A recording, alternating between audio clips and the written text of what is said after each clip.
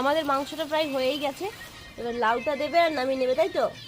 আর এই যে এটা হচ্ছে দাদার জন্য, কি কি দিয়েছো? আদা রসুন পেঁয়াজ বাটা কাঁচা লঙ্কা বাটা আর হলুদ গুঁড়ো দিয়ে সেদ্ধ করবে, তাই তো? করো। মাখি নাও, মা খাবো একটু জিরা দাদু দিয়ে দাও। এই তো ঘরে আছে এই তো আর এই যে দাদা হচ্ছে বাজার গেছিল, এই যে পেঁয়াজ এনেছে, কত পেঁয়াজ! কিপটে চৈতন্য এই পেঁয়াজটা এখন 1 বছর যাবে তোমাদের, সেটা বলো।